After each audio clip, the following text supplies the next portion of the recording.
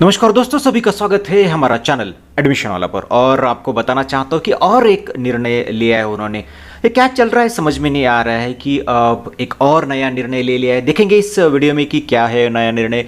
EWS cast validity और non criminal जो लोग सबमिट नहीं कर पाए थे उनके लिए एक निर्णय और लिया है। तो चलिए जल्दी से देखेंगे कि वो क्या है और उसके क्या फिर इम्पैक्ट होंगे। तो मंत्री महोदय ने भी ट्वीट करके बताया है और वेबसाइट पर आप देखोगे तो आपको सभी को पता भी होगा हालांकि।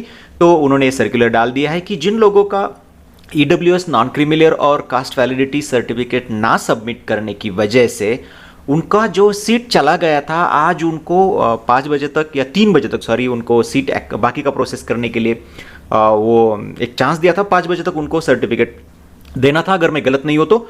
और फिर और एक शाम को उनको ये उपलब्धि हो गई और अब वो बोल रहे हैं कि अब उनको जो एडमिशन दिया गया था जिस प्रवर्ग में, या फिर अगर ईडब्ल्यूएस वाले तो ईडब्ल्यूएस में जिनको मिला था, नॉन क्रिमिनल जिनको नहीं मिला था और उनके कैटेगरी से उनका प्रवेश हुआ है तो उनको जो सीट उनको मिली थी अब वो सीट प्रोविजनली उनको ही रहेगी।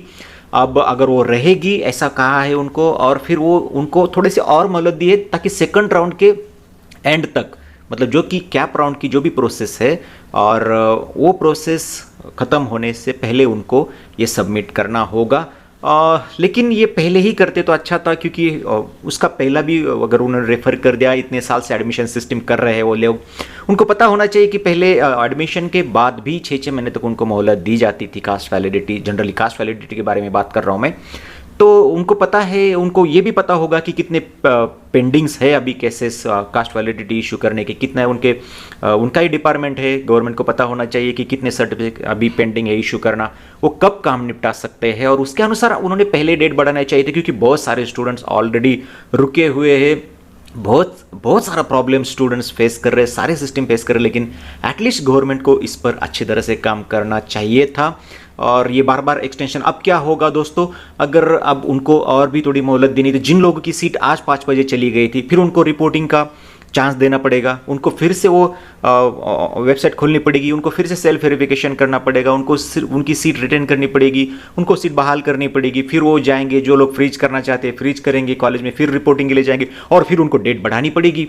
और ये कितने दिन चलेगा? तो इसके पहले ही गवर्नमेंट ने सोचना चाहिए था कि कितने पेंडिंग है और उसके अनुसार निर्णय लेना चाहिए था।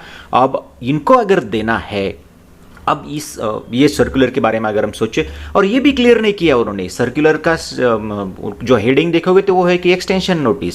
अंदर नोटिस में कहीं पे भी लिखा नहीं उन्होंने कि एक्सटेंशन कहाँ तक दिया है उनको। अभी वो भी उनके मन में संभ्रम होगा कि हमें कब तक डॉक्यूमेंट के लिए, यहाँ पे तो लिखा है कि आपने अगले राउंड के आप आखिर तक दे सकते हो, लेकिन उनकी सीट अगर उनको दे रहे हो तो फिर वो कब लेंगे, कब उन्होंने वेरीफाई करना है, कॉलेज को रिपोर्टिंग जो लोग जाना चाहते हैं उन्होंने कब जाना है, कोई भी जिक्र नहीं किया है। और आशा करते कि बहुत जल्दी वो सारा दे देंगे, लेकिन फिलहाल ये बहुत ही निराशाजनक है, ऐसा नहीं होना चाहिए। एक दूरदृष्टि से निर्णय लेने चाहिए इस पूरे सिस्टम को। उनको बहुत साल का ये एडमिशन सिस्टम का अनुभव है, तो ऐसी उम्मीद तो नहीं होनी चाहिए उनसे। लेकिन चलिए जो भी है मैं आप तक पहुंचाने की कोशिश कर रहा हूं। अगर कोई आया नया अपडेट, हालांकि सभी को पता भी होगा, लेकिन ये नोट पूरा बढ़ सकता है, मतलब जो 20 तारीख था, कल से शुरू होने वाला था सेकंड राउंड, वो फिर से स्टॉप हो सकता है। और इन लोगों को जिनके पास ये डॉक्यूमेंट्स नहीं है, अब उनको सीट एक्सेप्ट करने के लिए, फ्रीज करने के लिए और फिर कॉलेज में एडमिशन जाने के लिए कुछ वक्त और देना होगा। और इसका मतलब साफ साफ है कि और डेट आगे बढ़ेगी, अगला राउंड फिर से आगे जा सकता है। उसके बारे में कोई भी अपडेट आता है तो मैं आप तक पहुंचाने की कोशिश करूंगा। रुकते यहाँ पे, फिर मिलेंगे किसी वीडियो में, तब तक के लिए नमस्कार।